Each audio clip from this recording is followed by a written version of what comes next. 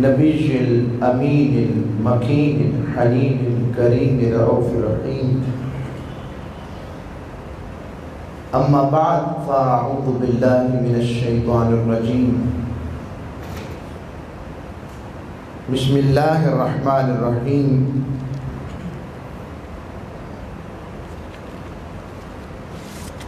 قال اللہ تبارک و تعالی فی القرآن المجید ذلك بأن الله لم يكن مغيرا نعمة أنعمها على قوم حتى يغيروا ما بأنفسهم وأن الله سميع عليم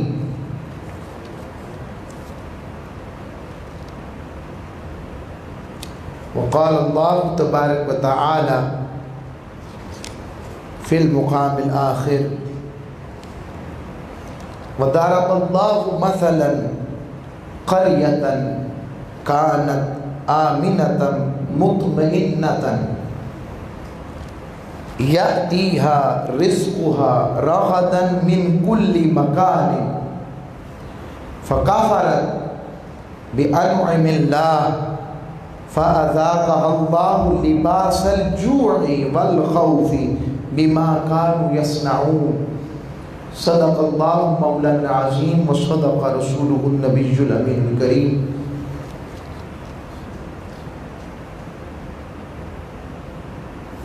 اللہ رب العزت جل شانہ وحدہ لا شریک، ستار العیوب غفار الذنوب، اور رب کریم اور رب محمد مصطفیٰ صلی اللہ علیہ وآلہ وسلم ذات بقا کا بے پایا لطف و احسان و کرم،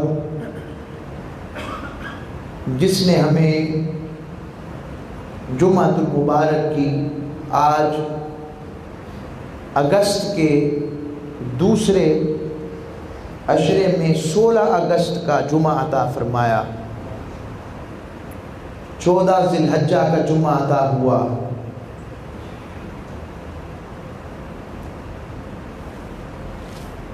آج کا مضمون چونکہ اگست جب آتا ہے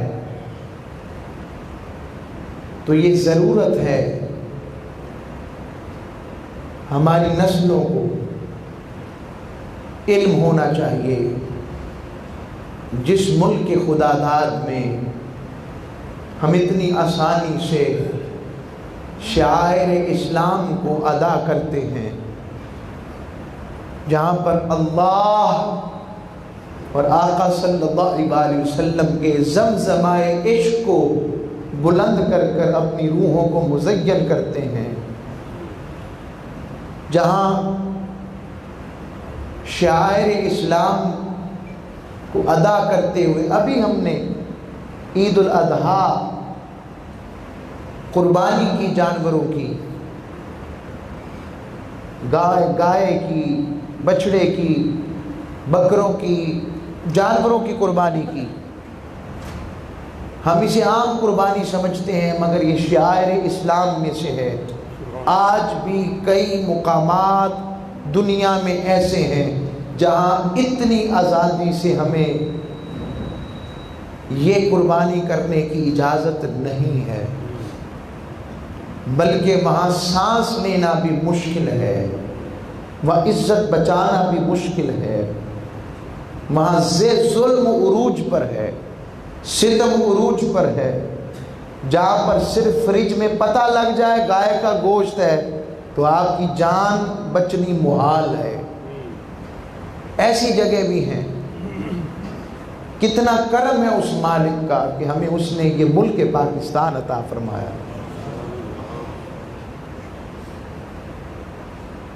اس ملک کی خاطر اور وطن سے محبت کرنا سنت مصطفیٰ ہے، یہ ایمان کا حصہ ہے۔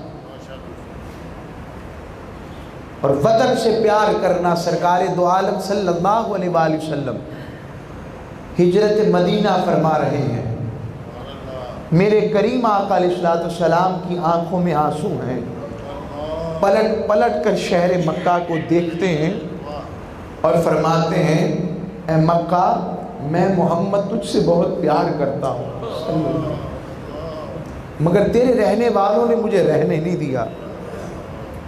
اور مدینے میں دیس بستا ہے، حضور سرکار دو عالم صلی اللہ علیہ وسلم فتح مکہ فرماتے ہیں تو صحابہ سمجھتے ہیں، انصار سمجھتے ہیں کہ شاید اب حضور مکہ میں ہی رہیں گے۔ فرمایا نہیں انصاریوں، اب دیس یہ ہمارا ولادت پیدائش کی جگہ تھی، مگر اب جب تک سانس میں سانس ہے، جب تک ہم ہیں تمہارے ساتھ ہی رہیں گے۔ بس میں اس کو ایک اور اینگل سے دیکھتا ہوں، سرکار نے یہ وطن کی محبت بتائی مدینہ کے ساتھ، فرمایا جہاں اس میں ثواب برکات شفاعت اپنی جگہ ہے، مگر حضور نے فرمایا لوگوں مدینہ نہ چھوڑنا، اس کی بھوک برداشت کرنا، یہاں پر مشکل آئے تو برداشت کرنا، اجر بھی ہے وہ اجر اپنی جگہ، مگر اس ملک کے ساتھ وابستہ رکھنا۔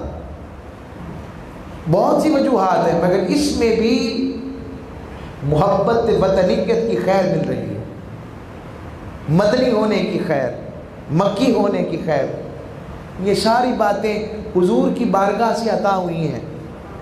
پھر پرچم سے محبت کرنا، علم سے محبت کرنا، علم پنجاب وہ عربی میں پرچم کو کہتے ہیں، پرچم سے محبت کرنا یہ بھی سنت ہے۔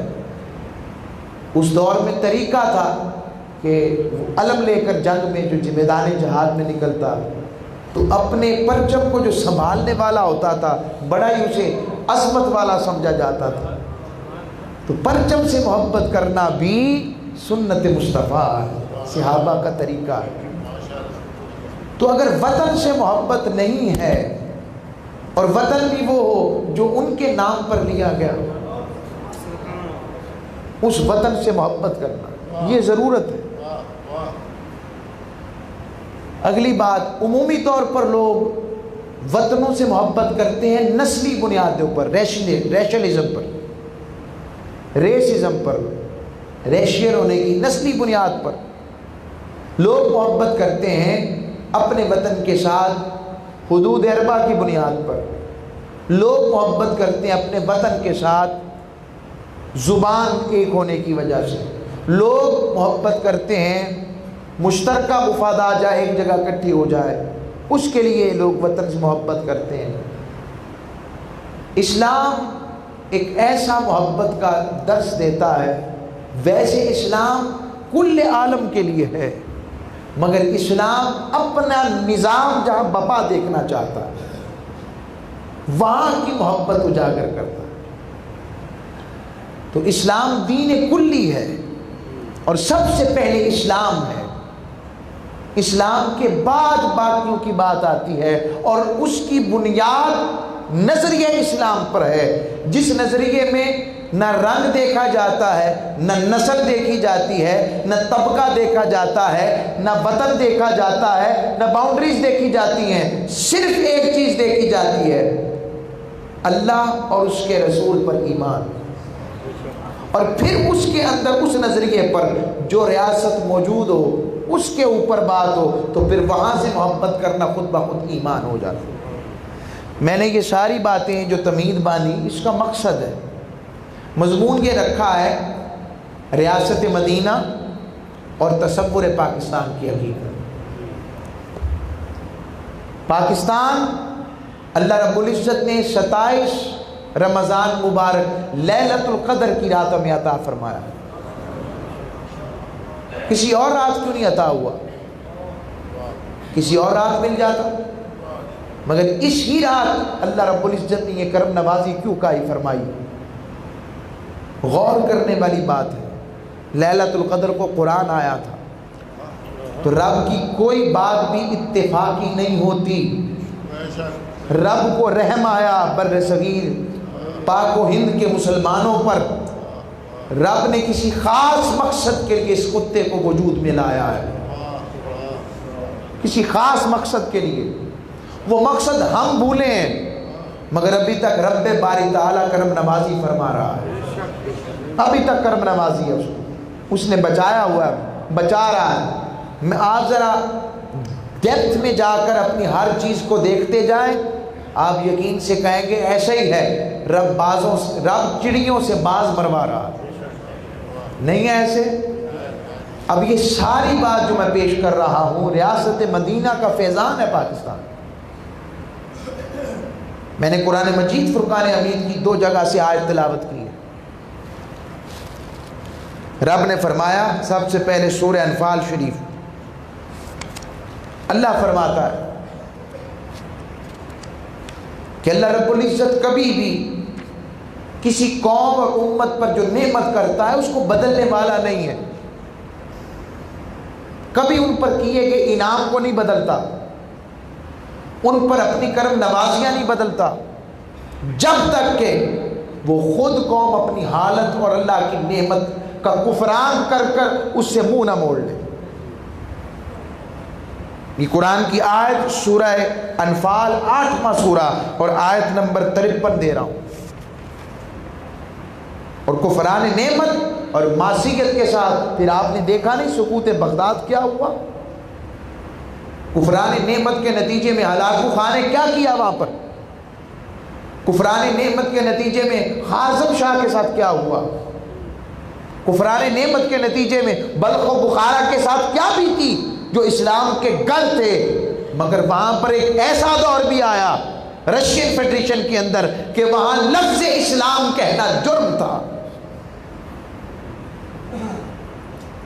سلطنت عثمانیہ کے اوپر کیا گزری جو پوری آب و تاب کے ساتھ 3 بر اعظموں پر چھائی گئی، جب اس اصول کی قدردانی نہ کی گئی۔ اب میں آپ کو صرف اتنی بات سمجھاتا ہوں کیسے ریاست مدینہ کا فیضان ہے اس پاکستان۔ اس پر میں نے گفتگو شاید پہلے بھی کی ہو مگر میں اس نیج پہ سمجھانا چاہ رہا ہوں۔ رب نے کہا وہ وقت یاد کرو، مسلمانوں کو کہا وہ وقت یاد کرو جب تم مکی دور میں تھے،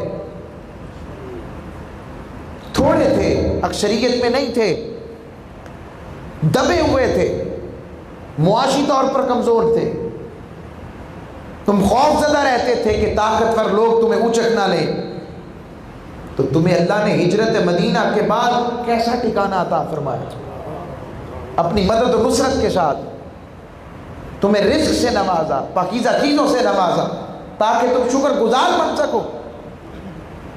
اب یہ جو بات آئی مکہ مکرمہ سے مدینہ طیبہ کے حالات، کتنے سو مسلمان ہوئے، اب اسی بات کو پاکستان پر لے آئیں۔ 1857 کی جنگ آزادی ہوتی ہے، یہ بھی تحریک، یہ بھی پڑھنا چاہیے، یہ بھی منبر سے بیان ہونا چاہیے۔ نظریے کی حقیقت سمجھیں، 2 قومی نظریہ کیا تھا؟ 2 قومی نظریہ وہی تھا جو آقا علیہ السلام نے ریاست مدینہ کے مقام پر بتایا تھا، وہی 2 قومی نظریے کی حقیقت نظریہ اسلام تھا۔ اب وہ کیسے، میں اس بات کو سمجھاتا ہوں۔ مدینہ طیبہ میں جب مسلمان ہجرت کر گئے اور پاکستان بننے سے قبل 1857 کی جنگ آزادی، ایسٹ انڈیا کمپنی پورے بر صغیر پاک و ہند پر حاوی ہو رہی، ایک آخری جنگ آزادی لڑی گئی۔ یہ بات طے شدہ تھی کہ غاصب کے سامنے اور مسلم میجورٹی ایریا اور غاصب کے سامنے ڈٹ جانا یہ اسلام کا شیوا ہے۔ آواز بلند ہوئی، کچھ اپنوں میں غدار تھے، کچھ غیر میں طاقت زیادہ تھی۔ ہم نے محل تو بنائے مگر اپنے آپ کو دفاعی طور پر مضبوط نہ کیا۔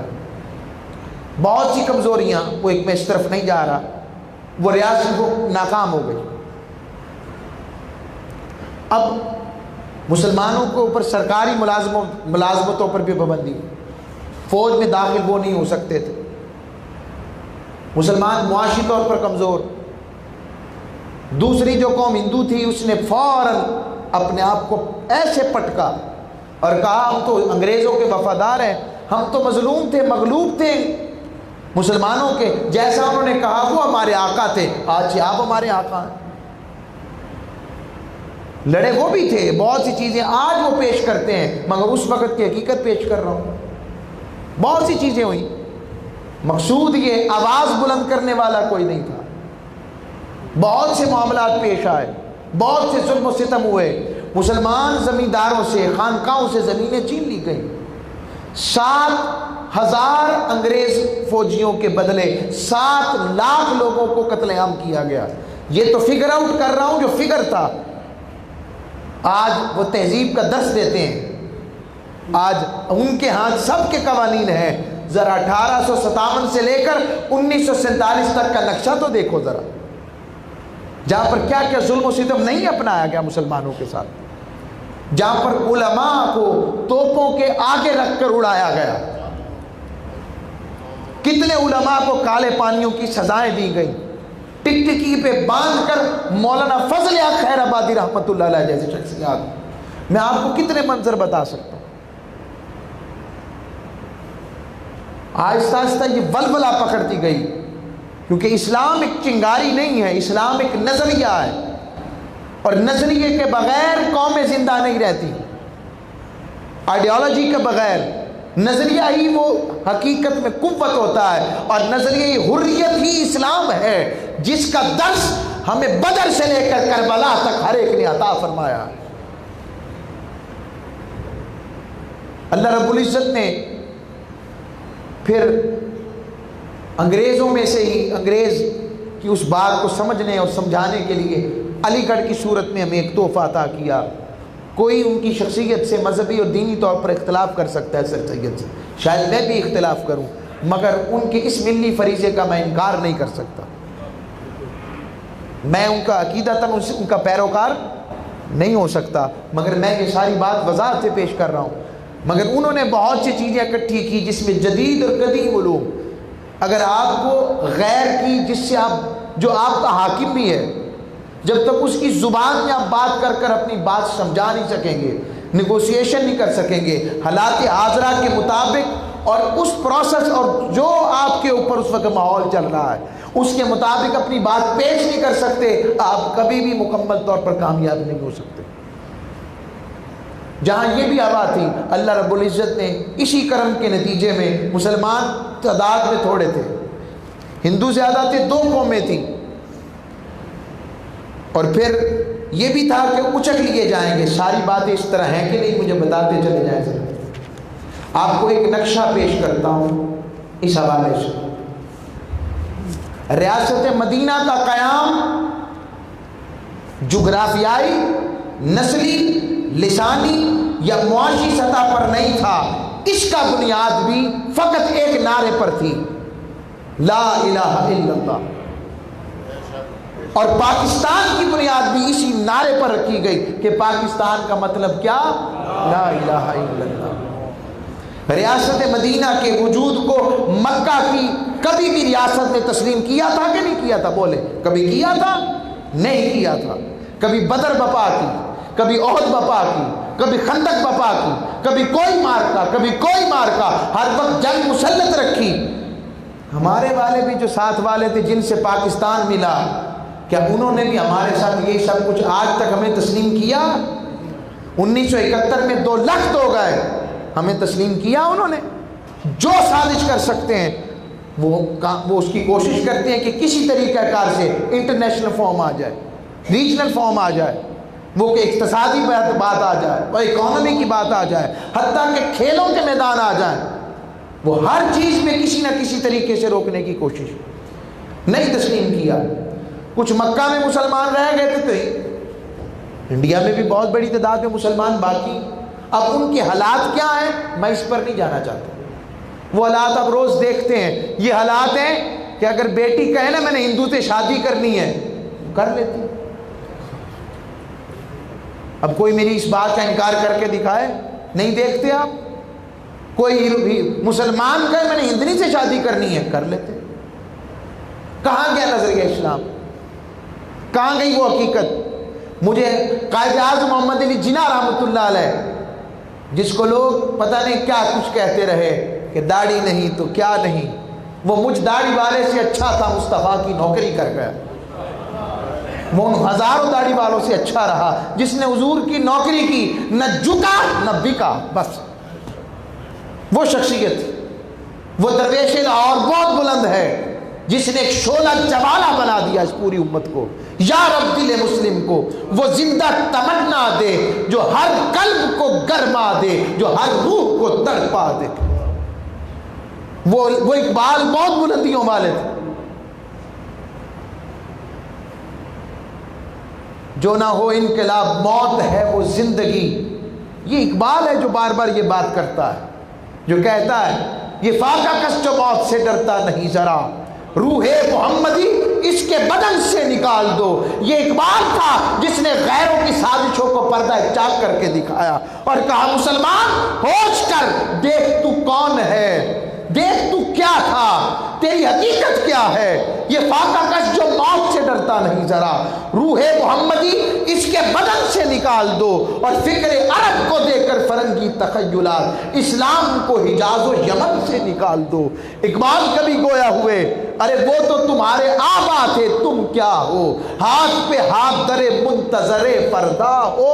وہ معزز تھے زمانے میں مسلمان ہو کر، تم خار ہوئے تاریخ قرآن ہو کر۔ اور پھر گویا ہوتا اقبال کہتا ہے، فرماتے ہیں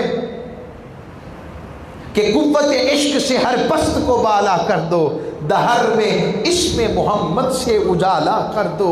یہ اقبال ہیں جو کہتے ہیں وضع میں تم ہو نصارا تو تمدن میں ہنود، یہ ہیں مسلمان جنہیں دیکھ کر شرمائے یہود۔ میں ایسے بے شمار چیزیں اقبال کی بارگاہ سے پیش کر سکتا ہوں۔ کبھی نوجوانان مسلم کو جھنجھوڑتا ہے اور کہتا ہے لا پھر اقبال وہی جامع و میں ساکی، اے گنبد خضرا کی مکی، ان جوانوں کو پھر سے اپنی محبت اور حریت کی میں عطا فرمائیے، انہیں پھر سے جوالہ شعلہ جوالہ بنائیں۔ یہ ہے وہ اقبال جس کی بات کر رہا ہوں، جسے آج لوگ نہیں جانتے۔ ہاں یہ ضرور پتا ہے شاید علامہ اقبال جو ہیں وہ شراب پیتے تھے اور یہ کرتے تھے۔ ارے اقبال شراب والا نہیں، وہ مصطفیٰ کے عشق کی شراب والا تھا، میں بتا رہا ہوں۔ غلط فہمیاں نکال دو، رب کسی کو ایسے ہی اقبال نہیں بناتا جو ہو ہی اقبال۔ کوئی سمجھے میں نے جملہ جو کہا، عرض کر رہا ہوں یہ ہے وہ بات۔ اب آگے آئیں، میں اس پر اور باتیں پیش کر دیتا ہوں، وقت اس میں بڑا مختصر ہے۔ جذبات پر میں تحریری نہیں کرتا، نوٹس بنا کے آتا ہوں تو بس پھر جذبات بھی اس پر امڑتے ہیں۔ یہ ساری باتیں میں اس انداز میں کرتا ہوں جو مل جائیں، خیر بڑھتی ہے ان کی بارگاہ سے تو عطا کر دیتا ہوں۔ تو عرض کر رہا ہوں اسی طرح غیر مسلم اقلیتیں مدینہ میں بھی تھیں، یہودی بھی تھے، عیسائی بھی تھے، غیر مسلم اور بھی اقلیتیں تھیں جو مسلمانوں کے حلیف تھے، ساتھ تھے، حریف نہیں تھے، حلیف تھے، الائز تھے۔ آقا علیہ الصلوۃ والسلام نے ان کو برابر شہری قرار دیا، اور اس بنیاد پر کہ لکم دینکم ولی دین، تمہارا دین تمہارے ساتھ، ہمارا دین ہمارے ساتھ۔ مگر ایک قومیت کی بنیاد کے اوپر پہلا ریٹن کانسٹیٹیوشن میرے مصطفیٰ کریم نے عطا فرمایا، وہ میثاق مدینہ کا ریٹن کانسٹیٹیوشن تھا جس میں طے پایا تھا کہ ہم سب اس ملک کے مدینہ کے شہری ہیں، سب کو برابر کے حقوق ہیں۔ اگر مسلمانوں پر حملہ ہوتا ہے تو سب مل کر اس ملک کا دفاع کریں گے، اگر ان منارٹیز پر حملہ ہوتا ہے تو مسلمان مل کر ان کا دفاع کریں گے۔ یہ بات تھی، چونکہ جس کی اکثریت تھی قانون اس کا، باقیوں کے مطابق ان کے قانون کے مطابق سب کچھ دیا جاتا تھا۔ اللہ رب العزت نے اس صورتحال ریاست مدینہ میں عطا فرمائی۔ غیر مسلم اقلیتیں تب بھی تھیں، آج بھی ہیں۔ منافقین حضور کے دور میں بھی عبداللہ ابن ابی جیسے تھے، آج بھی ہیں، ہمارے ملک میں موجود ہیں کہ نہیں، بس میں اتنا اشارہ کر دیں۔ مگر سب سے بڑی بات یہ تھی، اس وقت بھی دو طاقتور ریاستیں تھیں، دو سپر پاورز تھیں، ایران اور کیسر روم۔ 70s تک تو پھر دو ریاستیں تو دو طاقتوں کا تصور تو رہا نا، بس میں اشارہ کر رہا ہوں، بس کیونکہ ہم انٹرنیشنلی جا رہے ہوتے ہیں، پھر فورم کے مطابق کہیں بریک اپ نہ ہو اس چیز کا پیش کر رہا ہوں بس۔ 2 ریاستیں آج اس دور میں بھی تھی، ایک پھر ختم ہو گئی افغان وار میں اور ایک اب باقی ہے۔ ریاست مدینہ کے وجود کو اسی طریقہ کار سے اب آگے آ جائیں۔ ہاں، دونوں علاقوں میں آقا علیہ السلام نے اپنی پہچان ختم نہیں ہونے دی، اور یہی ضرورت پاکستان کی تھی۔ نظریہ پاکستان کی بنیاد بھی یہی تھی، اور اس نظریہ سے کے درمیان سے جو نظریہ قومیت وجود میں آیا، جس کو ہم 2 قومی نظریہ کہتے ہیں، جس کی حقیقت کو کبھی حضرت مجدد الافسانی نے بیان کیا، کبھی علامہ اقبال نے بیان کیا۔ علامہ اقبال اور قائد اعظم کے خیالات میں تدریجاً ترقی ہوئی۔ حضرت مجدد الافسانی رحمۃ اللہ علیہ شروع سے انہوں نے اکبر کے خلاف آواز اس لیے بلند کی تھی کہ 2 قومی نظریہ کہ ہم ہر لحاظ سے دوسروں سے مختلف ہیں، جس کو اقبال نے بعد میں کہا اپنی ملت پر قیاس اقوام مغرب سے نہ کر، خاص ہے ترکیب میں قوم رسول ہاشمی۔ یہ ہے اقبال رحمۃ اللہ علیہ جو بار بار بات بیان کرتے ہیں۔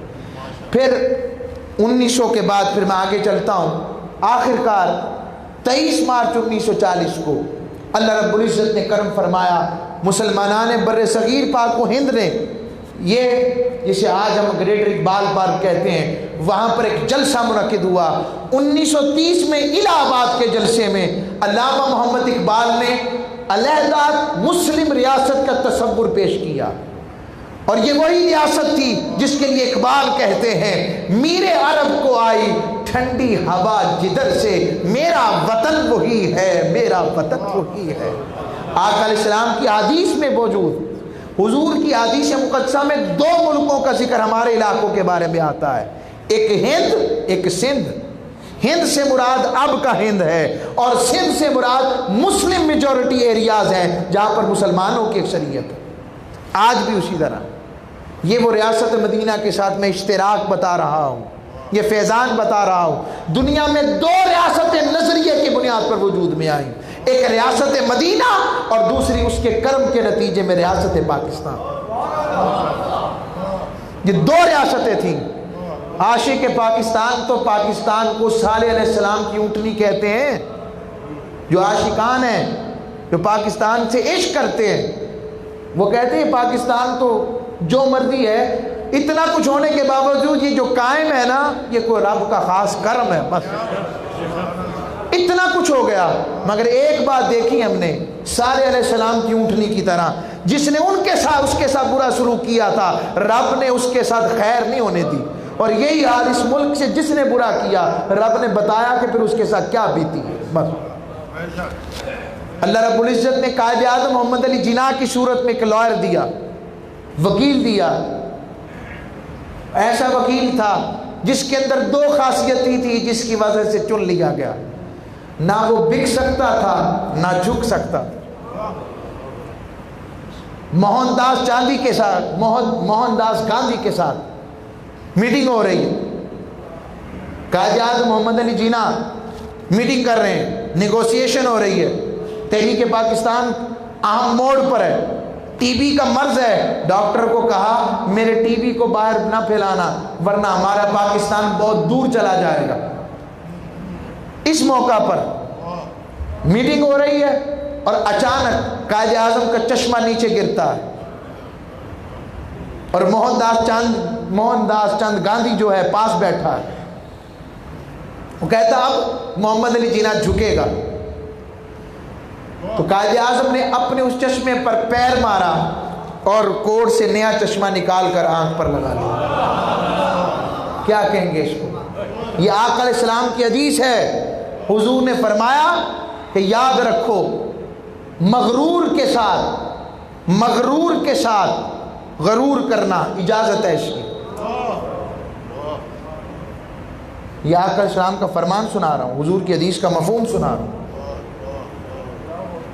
یہ بات قائد اعظم محمد علی جناح بنارس کے ریلوے اسٹیشن پر اترے، نوجوان جم غفیر، پریس کے لوگ بھی آ گیا ہے، ہندوؤں نے سوالوں کی بوچھاڑ کر دی، کہا آپ 2 قومی نظریے کی بات کرتے ہیں، ہماری چمڑیاں بھی ایک ہیں، ہم ایک ہی نسل سے ہیں، ہمارا خون نکالیں گے وہ بھی لال رنگ کا ہے، ہماری آنکھیں دیکھیں، ہمارے بال دیکھیں، آپ کیسے پہچان کر سکتے ہیں اور اپنی دو قومی نظریے کو کیسے واضح کر سکتے ہیں؟ فرمایا سننا ہے، آؤ۔ آپ نے انگلش میں کہا fetch me a glass of water, پانی کا گلاس لے کر آؤ۔ پانی کا گلاس منگوایا، پیا۔ کہا تم میں سے ہندو برہمن کون ہے؟ آگے بڑھا، میں ہوں۔ کہا یہ لو پانی پی لو۔ کہتا مسلمانوں کا پانی ملیچ ہوتا ہے، ناپاک ہوتا ہے، میں کیوں پیوں؟ کہ تم میں سے کوئی مسلمان ہے؟ کہاں؟ یہ لو میرا پانی پیو۔ اس نے پی لیا۔ کہا یہی میرا دو قومی نظریہ ہے جس کی بنیاد پر مجھے پاکستان چاہیے۔ حضرت پیر جماعت علی شاہ صاحب 1945-46 کے الیکشنز، خود پیر جماعت علی شاہ صاحب نے الیکشن لڑا، خود الیکشن لڑا، اور قائد اعظم رحمۃ اللہ علیہ انہیں ملنے آئے تو پیر جماعت علی شاہ صاحب رحمۃ اللہ علیہ کھڑے ہو گئے اور استقبال کیا، خود دروازے پہ جا کر لے کر آئے۔ کبھی ایسا نہیں ہوا تھا کہ پیر صاحب خود اٹھ کر جائے، اور جب واپس جانے لگے خود دروازے تک چھوڑنے آئے۔ لوگوں نے کہا حضور معاملہ کیا ہے؟ یہ انگریز کے ساتھ انگریزوں کی طرح کا بندہ۔ کہا مسلم امہ کو، بر صغیر کے لوگوں کو وکیل کی ضرورت تھی، ایسا وکیل جو نہ امت کا سودا کر سکے نہ کسی کے سامنے جھک سکے، ہمیں محمد علی جناح کی صورت میں وہ وکیل مل گیا۔ 1934 کے اندر قائد اعظم یہاں کے سیاسی آلات سے ہر طرح سے 3 میں گول بیس کانفرنسوں میں شرکت کے بعد ہر طرح سے مایوس ہو گئے، لندن میں قیام پذیر ہو گئے۔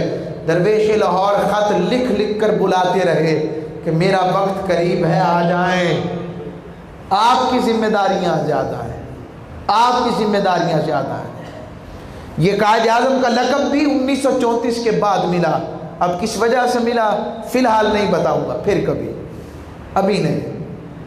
وہ یہ عطا بھی مدینے والی سرکار کی بارگاہ سے ہوئی تھی، اتنا بس۔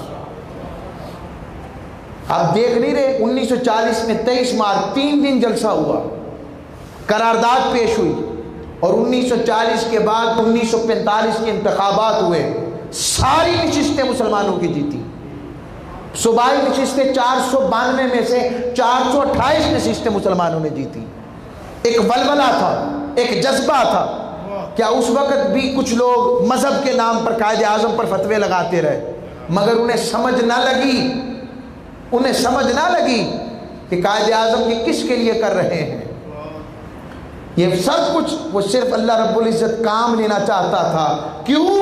کیونکہ اس دیش سے انشاءاللہ، کہیں انشاءاللہ میری سرکار نے غزوہ ہند کا ذکر کیا ہے، غزوہ ہند کا ذکر، اور حضور نے فرمایا اگر میں حیات ہوا تو میں خود اس جنگ میں شرکت کروں گا، میرا دل میں اس جنگ میں شرکت کروں، اس لیے اسے ہم غزوہ ہند کہتے ہیں۔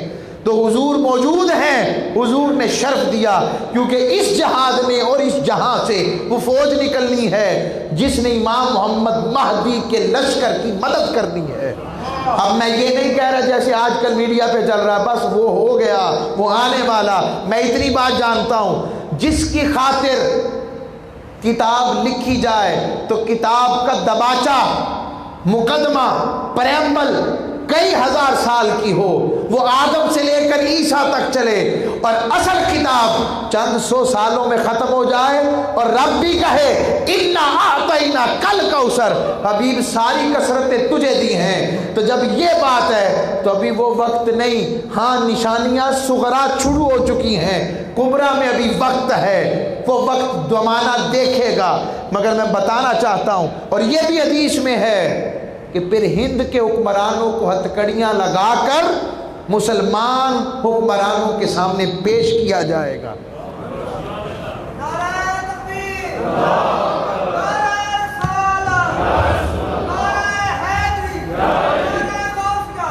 بس 1945-46 کے انتخابات ہو رہے ہیں۔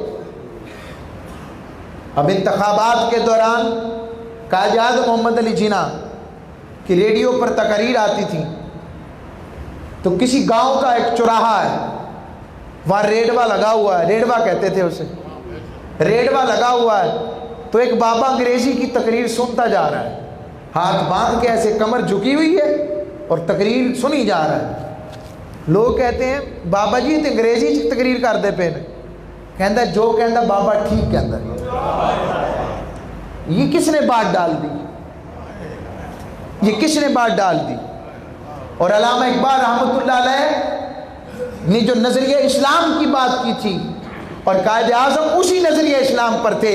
آج ان نام نہاد دانشوروں کی بھی کمی نہیں جو کہتے پاکستان کا مطلب کیا لا الہ تو نہیں تھا. میں ان ڈیموکریسی اور جمہوریت کے ٹھیکیداروں سے پوچھتا ہوں تو پھر ہندوؤں کے ساتھ رہتے ہمیں کیا تکلیف تھی؟ اکثریت ہندوؤں کی تھی، قبول کر لیتے. پھر آپ کو الگ وطن لینے کی کیا ضرورت تھی؟ کیوں لیا یہ دیش؟ کیا ضرورت تھی اگر یہاں پر اسلام کو بطور نظام بپا نہیں کرنا تھا؟ یہ سازشیں پاکستان بننے کے ساتھ ہی شروع ہو چکی. ان کو سمجھیے، نہ لٹے پٹے. اب پوچھا جاتا ہے کون سے والا دین چاہیے؟ فلاں فرقے والا، فلاں فرقے والا، فلاں فرقے والا.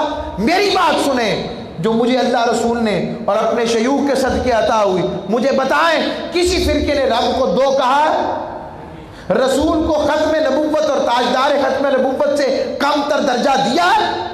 کسی نے قرآن کے اوپر اختلاف کیا ہے؟ کسی نے نمازوں پر اختلاف کیا ہے؟ کسی نے بنیادی ارکان پر اختلاف کیا ہے؟ تو پھر لڑائی کس بات کی ہے؟ اس کا مطلب وہ لوگ لڑائی بپا کر کر ہمیں اصل مقصد سے ہٹا رہے ہیں. آج ان پروفیسرز کی بھی کمی نہیں ہے جو کہتے پاکستان ایسی بنانے کی ضرورت نہیں تھی. تمہیں سمجھ نہیں لگی جب اسٹیشنوں پر آوازیں لگتی تھی مسلم پانی ہندو پانی، مسلم پانی ہندو پانی، تب کیا ہوتا تھا؟ سمجھ نہیں لگتی جب گائے ذبح ہوتی آج بھی تو کس طرح سے مسلمان گائے کی طرح کٹتے ہیں؟ جب مسلمان ادھر کیا کہتے ہیں انہیں، مسلمان مزارے تھے، ہندو بنیا اوپر تھا ان کے، تو ایسے گڑا کھود کر لسی ڈال کے کہتے تھے تم یہاں پیو. آج ایسا ہے، آج ہم سانس لے رہے ہیں کہ نہیں؟ جو بھی کہیں خرابیاں جو ہیں ہم جانتے ہیں اس کو، مگر دیش تو ہے جہاں سب کچھ لے سکے. آؤ، اس کا ایک مقصد تھا، ہم 70 سالوں میں وہ مقصد بھول گئے، ورنہ 70 سالوں میں ہم اپنی منزل پا سکتے تھے.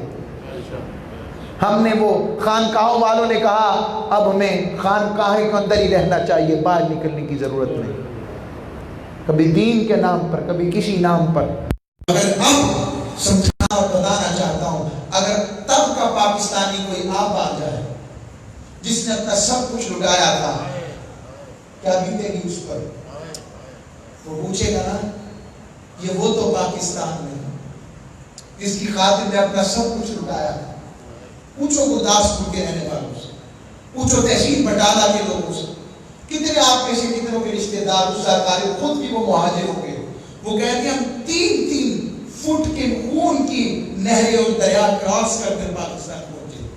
کتنے لوگوں کو شہادتیں ملی، کتنوں نے اپنی بیٹیوں کو شہید اپنے ہاتھوں سے کر دیا کہ ہندوؤں کے ہاتھ نہ لگ سکے. کتنے لوگ تھے جو اس دھرتی پر جب یہاں سے گرو نانک یہ اس طرف نارو والی سائڈ پر شکر گڑھ والی سائڈ سے آتے، قدم رکھتے تو اس مٹی کو چومتے اور کہتے ہمیں ملک کے پاکستان مل گیا.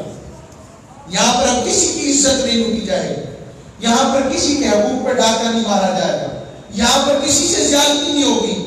مگر آج 70 سال کے بعد افسوس ہم نہ قائد کے رہے، نہ اقبال کے رہے، نہ اللہ کے رہے، نہ رسول کے رہے. ہم کسی اور طرف چل پڑے، ہمارے آئیڈیل کچھ اور. ہم نے مفاد، لسانیت، رنگ، نسل، زبان، صوبائیت پر جنگیں شروع کر دی، لڑائیاں کی، فلاں فلاں ہے، فلاں فلاں ہے، اور اصل حقیقت کو بھول گئے. اس وجہ سے ہم کمزور ہو رہے ہیں. اور پھر ہم نے تو کشمیر والوں کی مدد کرنی تھی، اور کشمیر والوں کی ابھی تو ہمیں اپنی مدد کی ضرورت ہے. اکنامکلی ہم پیچھے، ہر لحاظ سے پیچھے جا رہے ہیں. بس میری بات صرف نشاندہی کرنا ہے، نہ میں کسی سے اختلاف رائے کی بات کرتا ہوں، نہ کسی پر کفر و اسلام کا فتویٰ لگاتا ہوں.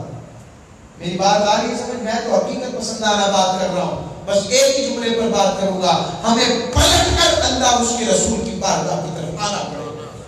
ہمیں بائیں تعاون چھوڑ کر گنبد خضرا کو تکنا پڑے گا. ہمیں حضور کے دین کی طرف آنا چاہیے، اس کی جدیدیت شریعت کی کوئی شکل ہو، اجتہاد کے ذریعے کوئی شکل ہو، مگر اصل مدینے والی سرکار کی بات ہے۔ اور جمہوریت نہیں، ہم اسلامی جمہوریت کے قائل ہیں۔ ہم کیا؟ ہم جمہوریت کے قائل؟ جمہوریت تو بڑی عجیب شے ہے۔ آج تو امریکن میں کوئی کسی ویسٹرن ورلڈ کے اندر یہ قانون پاس کر دے کہ گدھے کو گھوڑا کہنا ہے تو وہ کر دیں گے، اس پر میجورٹی آ کے وہ ریزولوشن سائن کر دیں گے۔ اسلام ایسے کردار، مدانت، دیانت، اقوام، اس چیز کو دیکھنے کی ضرورت ہے۔ اللہ ہم سب کو عمل کی توفیق عطا فرمائے، ملک پاکستان کو دویدہ رکھے اور کشمیر کے مظلوموں کی مدد فرمائے۔